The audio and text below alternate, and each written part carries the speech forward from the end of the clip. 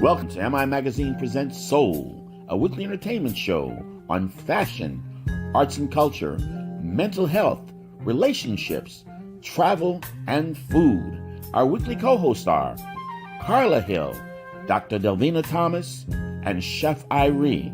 Now introducing our host, Miss Nikki Jellin. Hello, everybody, and welcome to MIA Magazine Presents.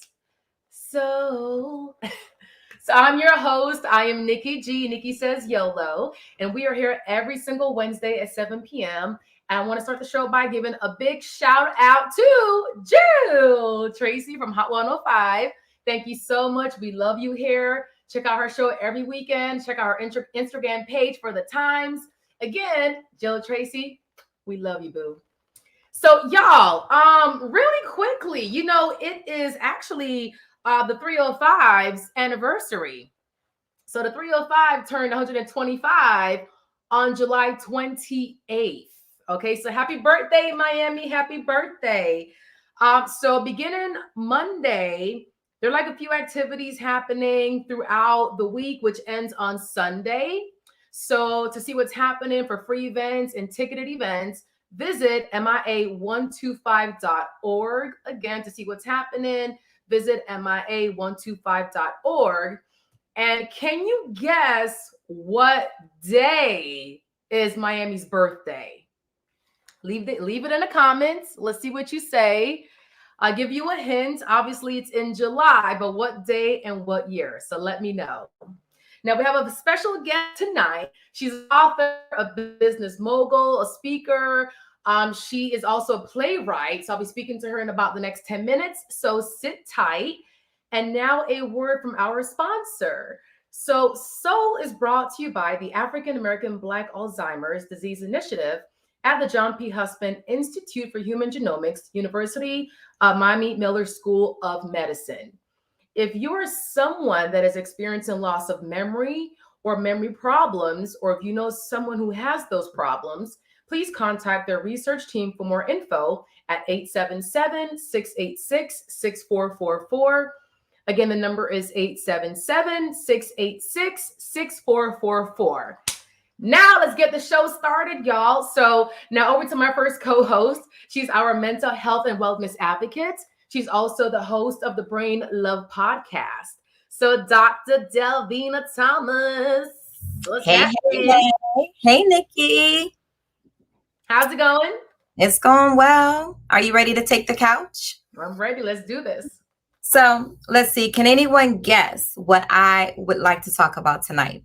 I'm spending my 5 minutes on something important. Can you guess? Is it mental health wellness? You're so smart. Oh my gosh. Is maybe the Olympics? Is it related to the Olympics? It is related to the Olympics, to one particular person in the Olympics. Is her name perhaps Simone Biles? Oh, yes, ma'am. Okay. Yep. Yes. So first of all, I want to give her a shout out for speaking up and being courageous and saying enough is enough. I cannot stand this. I cannot, and stand meaning I can't cope. I can't handle it at this time in my space. And that's what she basically said. She set limits and she put up a boundary. She said that I can no longer move forward. I am a casualty for my team. So I want to give her a shout out and say it's very hard at times to say no, especially when people depend on you, especially when you're considered to be the superstar and you're the anchor for your group. But people must learn how to say no. And that's what I want to talk about tonight, is saying no and not succumbing to peer pressure, not succumbing to the pressure of society, or in this case, social media. There have been a lot of dissenting opinions about Simone Biles and what she should have done. If she should have moved forward and just pulled herself together and just forced her way through and just made it happen, or if she should have done exactly what she did, and that is to place her team first by placing her mental health and wellness first. And what do you think I agree with? Well, yeah, with the fact that she didn't, I guess, succumb to the pressure to continue. So she said no. I mean, everybody's watching her. All eyes are on her. So for her to step back, I mean, that takes a lot. Yes, Given yes. the under. Yeah. Exactly that. And last night I was on NBC6. We were talking about athletes and mental health. I missed the show, admittedly. It was at 11:30 last night. I fell asleep. So I'm not sure how well it looked or how well I communicated my sentiments. But when someone is telling you they are not mentally prepared or that mentally they can't do something, you should listen to them. Because when we don't, a person gets pushed or backed into a corner, and something that may have been burnout or just stress or maybe some mild sadness, it could actually become something much more. Mild sadness can become a depressive disorder because of feeling forced to do something and feeling like you have no leverage or you have no wiggle room to do something different. Burnout can also become a depressive disorder or anxiety. And so we have to listen to people when they're telling us that they're at their limit. When these athletes have said that they're at their limits, we have to respect that and not expect that they're going to be supreme in every aspect. They are superior physically, but their brains are just like the rest of ours.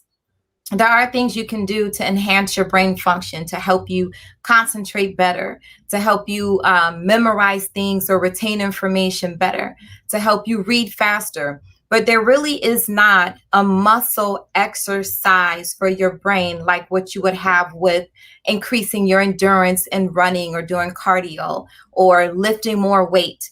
There isn't an exercise to do that. So when your brain tells you to stop, you should listen to your brain. And I want people to feel empowered to say no. You should love yourself. You don't need another person's approval. There's a popular quote, by Christian Nestel Bovey that says, quote, "Our first and last love is self-love." So by saying no, you're saying no to something for you that may be minor. And by saying no, you're saying yes to something that could be more important in the time. And that more important thing could be your job, your responsibilities like schoolwork, your family, your children, your significant other. So feel empowered in saying no. And sometimes people need help and how to say no. People have asked me that many times. How do I say no? You be clear, confident, consistent, and concise. And if you need to, you don't owe anyone an explanation. But if you want to give an explanation, you can say something like, "I'd rather say no to you now and rather than disappoint you later." So that's all I have for you, Nikki. Say brain love. Brain love. We'll see you next week. Ciao. And now on to my next co-host. She is a model over 40, very fabulous. She's also our arts and culture connoisseur. So Miss Carla Hill, what's going on tonight? Hi, it's Carla Hill, your arts and culture correspondent for MIA Soul. This past weekend, I had the honor of participating in a swim-in with attorney and activist G. Wright Muir and Diversity in Aquatics at the Riverland Park Pool in Fort Lauderdale. G and her son Masai used a hateful situation and turned it into one of joy and celebration of Black and brown bodies and the power of the healing qualities of water.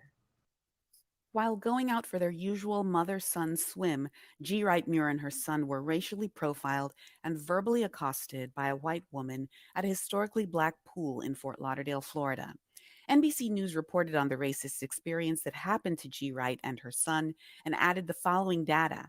African American children ages 5 to 19 are 5.5 times more likely to drown in the swimming pool, according to the Centers for Disease Control and Prevention. A 2017 survey by the University of Memphis and the USA Swimming Foundation found that Black children and their parents are 3 times more fearful of drowning than white children and their parents. G. Wright Muir learned to swim at age 5 and began competing when she was 9. She made sure that both her sons could swim too. After the incident at the pool, Muir Swim Club Diversity in Aquatics, an organization focused on teaching water safety and aquatic activities to underrepresented communities, organized a swim-in protest. Here live with G. Wright Muir, and this is such an important event. G, tell us a little more about why you've assembled all of these Black and brown people here today. Well, it's so important for us to make sure we have visibility and representation as Black folks in America around aquatics. We have faced a lot of discrimination and disparities. Last year, I had a very unfortunate racist incident that became a national story, swimming while Black with my older son. And we had an event called the Swimming for Restorative Justice in 2020. And today, we had a commemoration of that event. We want to make sure we continue to reclaim, continue to make sure that people know that that Black people swim, right? And we want more Black folks to swim. This is about our well-being. Sure, physically, we can make sure we don't drown, but mentally, this is a part of our well-being. Medicine, water is like a form of medicine for us, right? Water is healing for us. So we had a wonderful turnout. We had several people here who came out to support. Now they're going to actually go in the water. Diversity Aquatics, DIA Swim Club, please follow them. They're the ones, the force behind the event last year. And this event, they're dedicated to Black folks in aquatics. Carla Hill here with MIA Soul, and I just had a wonderful experience with Diversity in Aquatics. If everyone can just go and tell me your names from left to right. Thaddeus Scambry, Director of Community Programs and Outreach.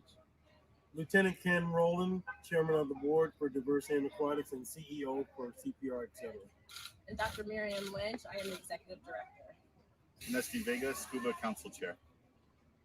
Kathleen Dean, Director of Wade in the Water, Drowning and Racism, proud DIA member and part of Community Outreach and Engagement. Nikki Lopez, Diversity Aquatics, What's Your Elephant, and Sunday Mindfulness Route. All right. Marlene.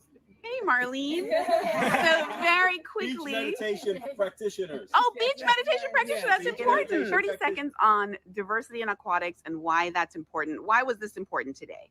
Today was really important because it commemorates 1 year later after the incident that happened last year at Carter Park.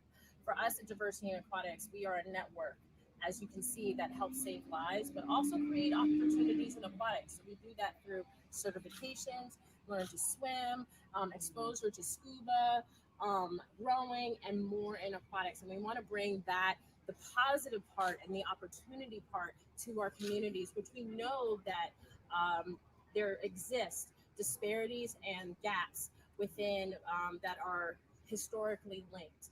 And so for us, we all bring all of our gifts and talents into this space. And it is quite an honor of the network that we have here at Diversity in Aquatics. Tell us why water is important to Black folk, Black and brown folk. Water is our medicine. That's we right. are water. Thank you so much, Diversity in Aquatics. What a powerful weekend. I encourage everyone watching to find swimming lessons near you.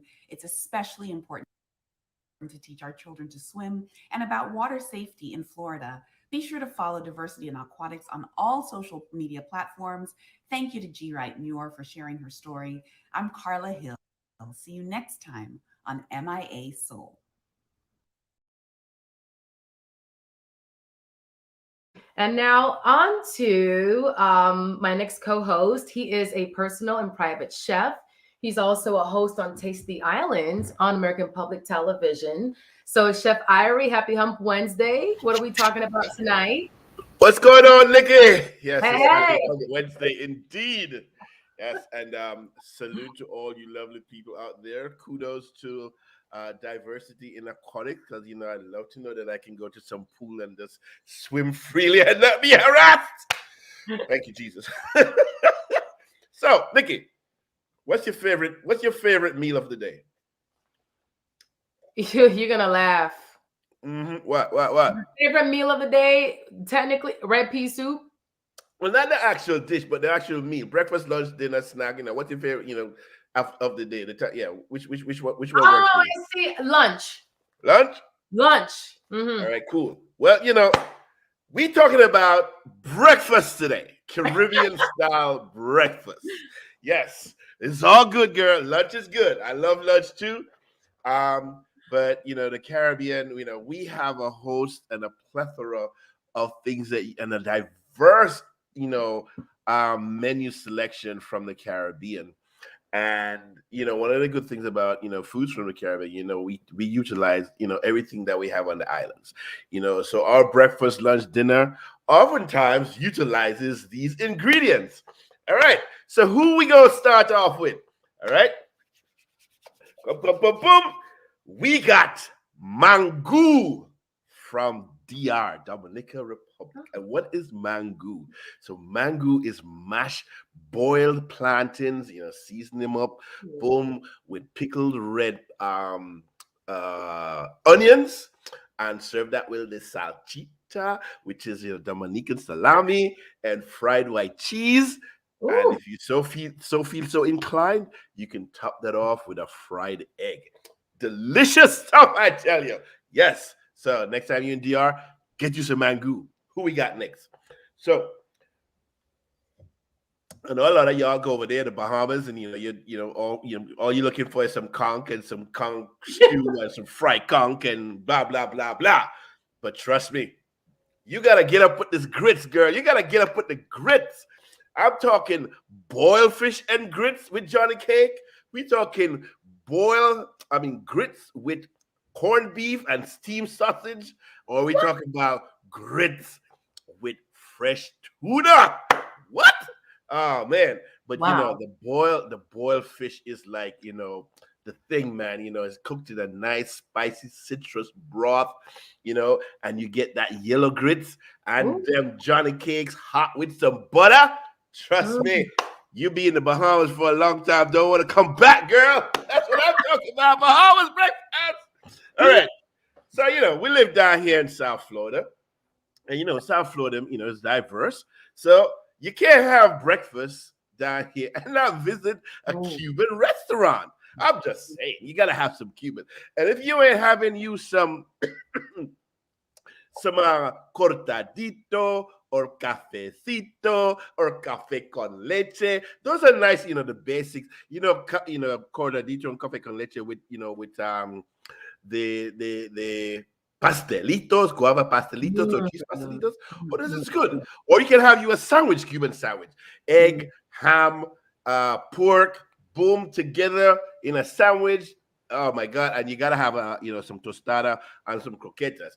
Or you can, hop it up a notch. You could have you some eggs with some moros, which is the Cuban black beans and rice cooked with bacon and pork and all that good stuff. Or you can have you some pork, hash with a fried egg over it. But anything you have in the Cuban cuisine for breakfast, it's going to be awesome. Boom. Who we got next? Hey, my people over there in Haiti, baby. You got to have you some Haitian spaghetti. Oh my God. Don't get it twisted. It's going to be good. Spaghetti with hot dogs, epis, scotch bonnet, onions, peppers. Trust me, it's going to go down, and you just need some Haitian coffee to go with that. Trust me, it's going to be awesome. Who we got next? Yes, all the way over there in Antigua and Barbuda. You got you some sawfish, and almost all breakfast in Antigua Barbuda got sawfish in it. So we got some cook-up sawfish. We got a little salad with cucumber egg. And we got fungi. We've spoken about fungi on the show before, and that's cornmeal that's cooked. And then we also have it served with chop up. And chop up is, mash up with okra, eggplant, pumpkin. Yes, and you cook that up with maybe some coconut milk. You put that on a plate, nice stew, avocado on the side. Boom! You see what I'm saying? But you can't have breakfast and not have you some Jamaican breakfast. Yes, I'm talking ackee and saltfish, baby. I'm talking callaloo. And for those of you, callaloo don't have to come with saltfish. Callaloo, nice and vegetarian. Greens, tasty, with some coconut oil, yam, dumpling, banana, fire. Ackee and saltfish with some fried dumpling. Yes. Or you could have yourself some mackerel rundown, which is basically salted mackerel that's cooked and flavored in a spicy coconut broth. Well, not broth, but coconut milk. And you serve that with some dumpling, white yam, banana, whatever you want, serve it with. But trust me, most breakfast, you must have yourself some Jamaican Blue Mountain coffee. All right? I don't care what kind of coffee else. Have you some Jamaican Blue Mountain coffee. So These are some of the things that you can when you're traveling to the Caribbean islands, make sure you check them out. Don't be going over there, damn it, looking for no damn Starbucks or no KFC and no McDonald's. Have what the locals eat. Expand your horizons. Taste something new. Talk with the locals. Let them point you to where the locals eat. You will not be disappointed. Trust me. Oh my gosh, Chef, my mouth is so watery. I don't know what you just did to me, Caribbean food is the bomb, right? Oh my gosh, I'm so hungry right now. All of it looks so good. See, that mango, that Dominican mango, minus the salchicha, would be right up your alley, girl. It'd be right up your alley. But it looks so creamy, though. Did they put any kind of coconut milk in it, or is it water? What the planting for the mango is usually mashed with hot water. But you can flavor it, with coconut milk, just to bump up the flavor, some onions and some garlic and stuff like that. Make it happy, man. Make it happy, baby. Yeah. All right, Chef. Thank you very much. I mean, after this, I need to find me some good spots to get those breakfasts. Hey, tomorrow I'm taking over the IG from Miami One Broad Carnival at 12 o'clock. Yeah, so we're going to talk about Carnival and Carnival foods. And this Friday, Ricky Smiley Morning Show, 9:30 to 9:45. I'll be on, baby. All right. Chef. We'll see you next week. So this segment is brought to you by the SWA Solid Waste Authority of Palm Beach County and also the AARP. And don't forget, tomorrow is Thursday, Lunch with Legacy Leaders with Anne-Marie Sorrell. So tune in tomorrow on Facebook. It's MIA Media GRP. So again, visit Facebook, MIA Media GRP. So everybody, thank you so much. Have a good night, and we'll see you next week.